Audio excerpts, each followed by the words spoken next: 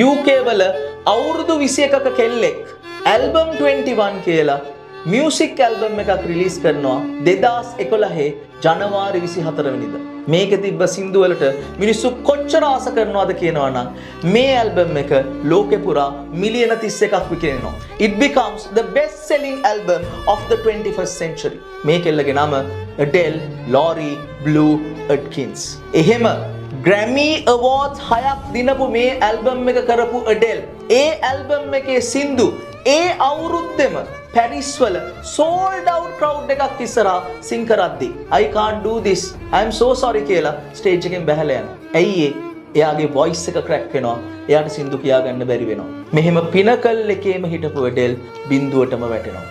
අවුරුද්දක් යනවා, දෙකක් යනවා, තුනක් යනවා Adele සින්දු කියන එක නවත්තනවා. ඒ කාලෙ වෙද්දි Taylor Swift, Katy Perry, Lady Gaga, Rihanna musical chart ඔක්කොම top කරපු හින්දා හැමෝම හිතන්නේ Adeleට නම් ආයි comeback කරන්න බෑ කියලා. රෂ් කරන්නේ නැතුව තමන්ගේ voice එක හොඳට recover කරගත්ත Adele ආත්ම විශ්වාසයෙන් වෙලාව ගත්ත Adele අවුරුදු 4කට පස්සේ 2015 ඔක්තෝබර් 23 වෙනිදා Hello කියන සින්දුව ලෝකෙට රිලීස් කරනවා. පැය 24න් මිලියන 27ක් YouTube එකේ views යනවා.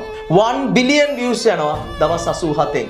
ලෝකේ රටවල් 30ක musical chart ආපහු top කරනවා. පුතා අපි පිනකල් එකේ හිටියත් අපි බිඳුවටම වැටෙන දවසක් එනවා. අන්න එදාට මිනිස්සු hina වෙනවා. අපිට රිදෙනවා. නැගිට ගන්න බෑ කියලා හිතෙනවා. පුතා විශ්වාසයෙන් නැගිටින්න. වෙලාව ගන්න. වෙලාව අරගෙන නැගිටින්න. එහෙම වෙලාව අරගෙන නැගිට්ටම මිනිස්සු ඔයා ගාවට ඇවිල්ලා අහන්නේ කොහොමද ඔයා එක කළේ කියලා.